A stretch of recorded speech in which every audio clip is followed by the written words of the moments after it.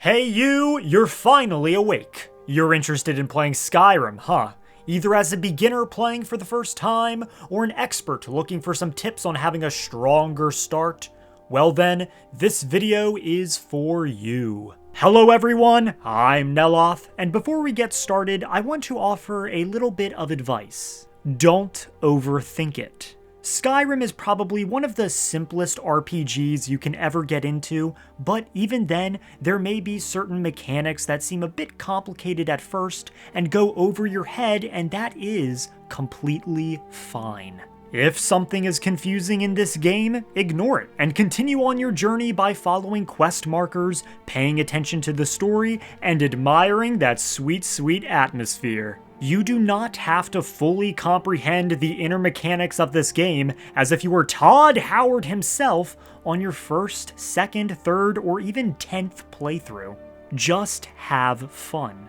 Now, with all that being said, let us start with the first choice we are given at the beginning of the game, which is your race. In Skyrim, you can choose between 10 different playable races, each with different bonuses and abilities. Now, let me be the first to tell you that race ultimately doesn't matter, and you should feel free to choose whatever race looks the coolest to you. You can play a Wood Elf warrior, a Redguard thief, or even an Orc mage and still hold your own from the beginning to the end of the game. However, if you're a beginner who's looking for an edge or you're a min-maxing freak, let me give you some advice. If you wish to focus on being a warrior that is swinging swords and shooting bows on the front lines of combat, you may wish to be an Orc, Nord, Redguard, or Imperial. If you wish to focus on being a thief that shoots a bow from the shadows or creeps up on their enemies to stab them in the back, I would recommend a Khajiit, Argonian, or Wood Elf. Or if you wish to focus on being a mage that casts spells to dominate or manipulate the battlefield, some good options would be the High Elf, Dark Elf, or Breton. But again, race doesn't matter, so feel free to choose whoever speaks to you. Now, you shouldn't worry about this right at the start, but as you progress in the game and start leveling various skills, you should try to focus on just 6. The reason for this is that you don't want to spread your perk points too thin, as you'll end up becoming a weaker character. For beginners, you should focus on one fighting skill like one-handed, two-handed archery, or destruction, then one armor skill like heavy armor, light armor, or alteration, 2 to 3 skills to serve more as support like block, restoration, or speech, and then 1 or 2 of the crafting skills like smithing, alchemy, or enchanting. Again, if you're new, you will learn more about the various skills and which you wish to use, so don't stress about it, it's just something to keep in mind. My recommendation for a true beginner would be one-handed, heavy armor, block, restoration, enchanting, and smithing. But please feel free to play however you wish with whatever skills. This is merely a suggestion. When Helgen is being attacked and the town is burning hotter than Rachel Zegler, we will be met with another choice, to flee with either Ralof or Hadvar. Siding with Ralof means that we will be able to fight enemies whose armor is both light and valuable, meaning when we escape we can sell it and have a bit more money starting off. However, siding with Hadvar means we get to befriend a blacksmith named Alvor in the first town we come across, which is nice as we can take his ingots to use in crafting. The choice is yours, but for this video I will be siding with Ralof. Just keep in mind that whoever you escape with has very little impact on the rest of the game. Make sure when you are escaping and just playing Skyrim in general that you pick up any ingredients you find, as we can use them later to make potions for either consumption or profit. Ingredients will typically consist of plants, salts, bone meal, or even hearts and ears. Make sure to take the lockpicks in the back room of the torture chamber and in the knapsack. You will also want to take literally everything in that one cage with the mage, as we can use those items, the clothes, for selling or disenchanting. After crossing the drawbridge before going into the tunnel, we will want to take a slight left, as we will find a skeleton with some gold and a potion. When you enter the spider room, make sure to loot all of the spiders for their frostbite poison, as well as search all of the egg sacs for the eggs that we can use later for potions. When entering the bear cave, cross this little bridge and go to the light source, as we will find a potion of health. Also, pro tip, never sneak by the bear. I would recommend using your spells, bows, or magic to kill the bear so you can collect its pelt and claws. When leaving Helgen, you could just follow Ralof or Hadvar, however I would recommend following this path before heading into Riverwood. You will want to go left and run in between these trees until you hit the cobblestone path, then head west until you happen upon this little camp. Loot the chest and read the book, as you will gain a free point in light armor. Just be sure to watch out for the bandits that ambush you. When you finish robbing the poor, you will want to head north through this clearing and then a little bit east until you find this dirt and stone path. Continue down the path until you find this log. Then you will want to head past it and down this small cliff until you find yet another bandit camp. Here we will find a skill book giving us a free level in one-handed and some mage robes we can use later to sell or disenchant. Lastly, one of the bandits will be carrying a treasure map that we will look at later. When you finish with the bandit camp, you will want to head directly west following the cobblestone path that I was allergic to walking on for some reason, until you happen upon this little path going up this cliff. Here we will find a group of killed worshippers who sometimes have a dash of gold on them, but the important one to look at is this dead Thalmor soldier, who will always carry some enchanted Thalmor robes and a random enchanted item we can use in, you guessed it, selling or disenchanting. Head north down the path and turn east, following the path and collecting as many ingredients as you can find. Eventually, you will happen upon these 3 standing stones, which will help increase either your warrior, thief, or mage skills. Just remember that you can always select a new standing stone at any time. Afterwards, head west past the standing stones until you find this fishing camp.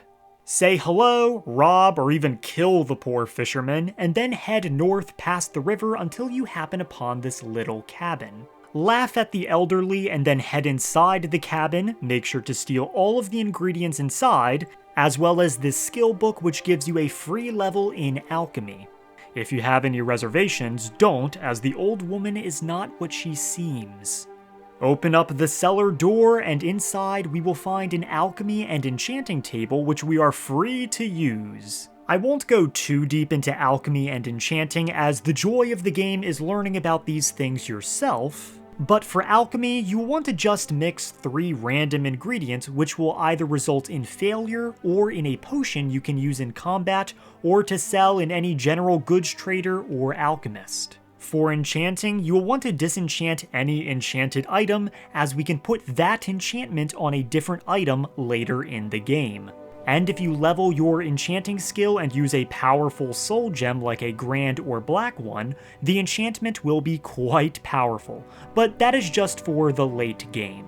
When you leave the cellar, be sure to burn the witch at the stake, and then follow this path you see and go under the cliff until you find this animal skeleton, as there is a flawless emerald nestled inside that we can sell for a tidy profit.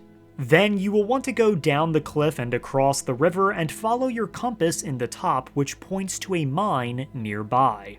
If you're carrying a great deal of items, you may want to wait before going inside until you sell some of your loot, but it is highly recommended that you clear this dungeon, as it's a great beginner dungeon that has some nice loot for you to sell or use. When you make your way to Riverwood, be sure to sell the spare weapons and armor you collected to Alvor and everything else to Lucan Valerius at the general store. And while there, be sure to pick up a quest from him which points you to a dungeon called Bleak Falls Barrow. Before heading off to either Whiterun or Bleak Falls Barrow, I would recommend talking to a wood elf named Faendal, who usually hangs out around the lumber mill. If you help him in his quest to cuck another man, we can get him as a follower, which is useful as he can train us in archery and also carry any heavy items. And don't forget about that treasure map we picked up from some wannabe pirates. If we go past the lumber mill and across the river, we will find a fallen down tree which will have our precious booty inside. Next, we will want to go to Bleak Falls Barrow. Now, the dungeon is pretty straightforward, so I'm only going to showcase some hidden loot you might have missed if you've played this game before. Make sure to take this weak paralysis poison and use it on the upcoming spider we encounter, as it will make the fight far easier. Before going into the spider room, be sure to loot this hidden chest behind the spider web. This is your reminder to use that poison you just picked up, as there is never going to be a better opportunity to use it, especially when the upcoming enemy is immune to all poisons. Before heading through the extremely avoidable trap, climb up the rubble to the right to uncover another hidden chest. When you reach the snowy room and deal with this Draugr like he slept with your wife, be sure to go down this ridge and discover yet another hidden chest. When entering the main room, instead of admiring the big flashy wall that your quest marker is pointing at, run behind it and find, you guessed it, another secret chest. But that's not all, as there is a second secret chest underneath this waterfall. It is very likely that some longtime Skyrim players even missed this one. When exiting Bleak Falls Barrow, be sure to look down to your left, as there will be a nice random potion you can use or sell. Before fast traveling to Riverwood and giving Lucan the Golden Claw, I like to run to the right and venture into this small cave, which will have a good bit of additional loot, as well as an enchanting table we can use. Just be sure to watch out for the Necromancer, as he can be difficult to kill on harder levels. In hindsight, this might have been a better time to use that paralysis poison. After killing the Necromancer, don't forget to look left over here, as there is a big old chest to loot from. I literally cannot tell you how many times I have missed this very chest. Now, I would recommend talking to Jarl Balgruf the Greater if you haven't already, but before going to slay a dragon that's circling Whiterun, I would recommend clearing out a few dungeons around the area to further level your character and obtain some loot to use or sell. These dungeons include Embershard Mine, if you haven't already visited it, especially because we can pick up a pickaxe we can use to gather iron ore to smelt in Whiterun to craft some weapons and armor. Silent Moon's Camp, which is northwest of Whiterun.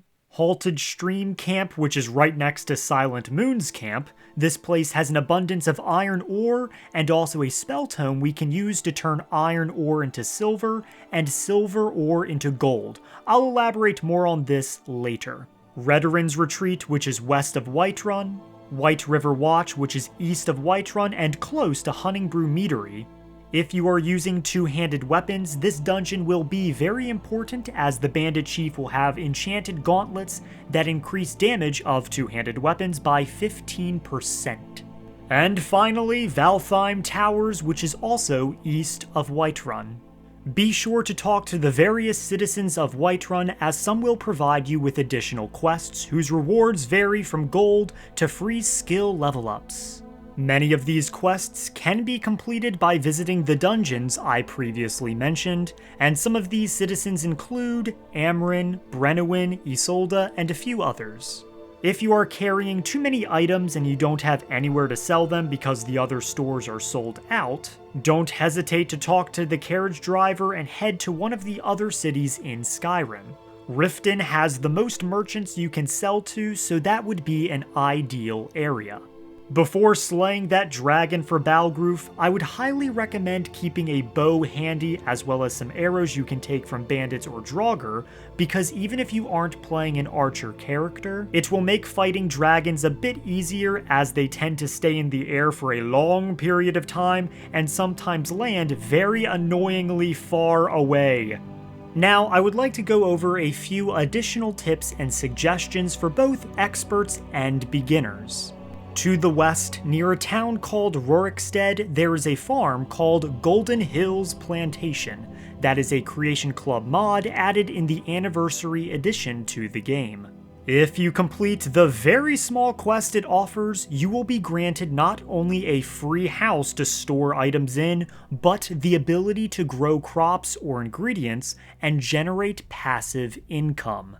If you wish to learn more about this plantation, watch my money-making guide, but it's really easy to understand the mechanics of the plantation if you follow the quest and pay attention.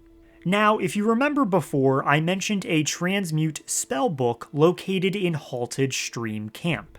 I would recommend mining every iron ore vein you can find and turning it into gold, smelting that gold and smithing some jewelry at any forge. Not only will this level up your smithing skill, a skill that is notoriously hard to level, but we can also sell the jewelry for gold that we can use to buy things like Breeze Home in Whiterun, which is a very useful beginner home on top of Golden Hills Plantation.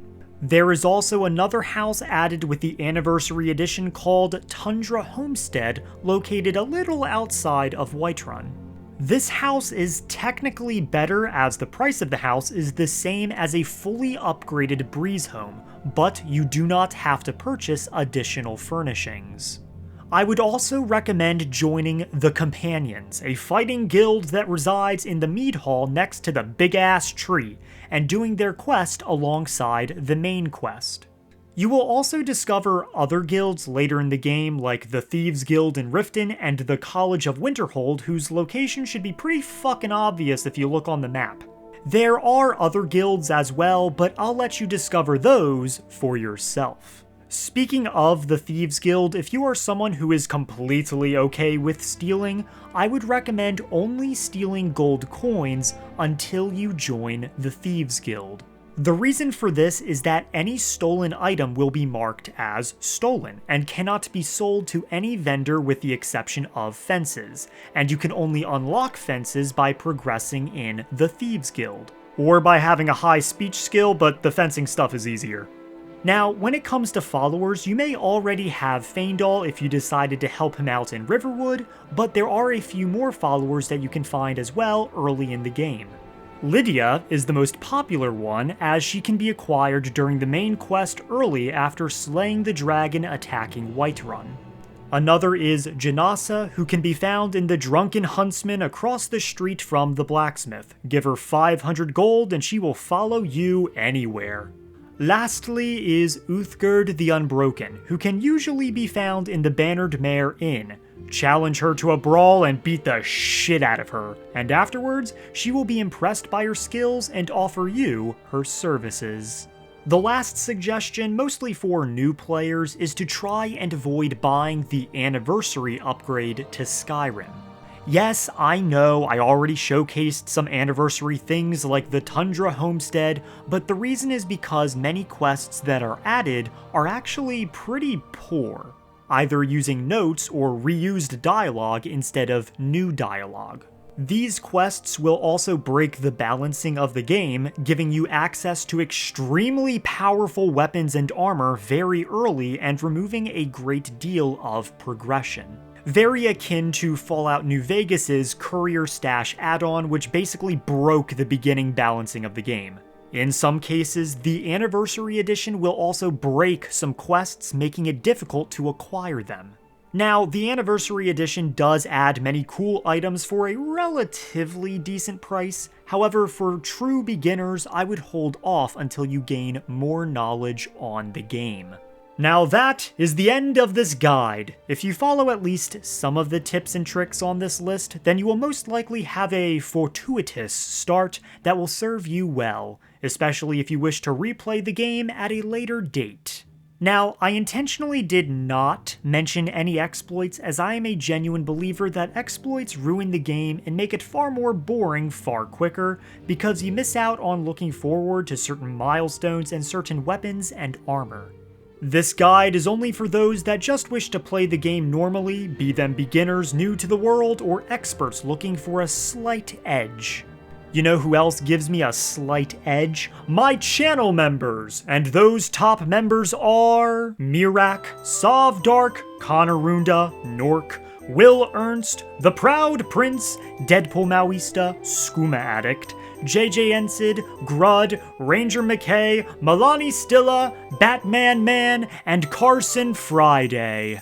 And if you would like to see my videos earlier by either 24 hours or even 3 days, then consider becoming a member. All members get early access, and Oathman and Mouths will get shoutouts at the beginning or end of almost every video. So with all that being said, make sure to like the like button, like the subscribe button, and like the bell notification down below to be updated on future videos. And I will see you whenever the fuck I decide to upload again. Austel Vani be with you. Please, O hero of Skyrim, I shall be ever so grateful.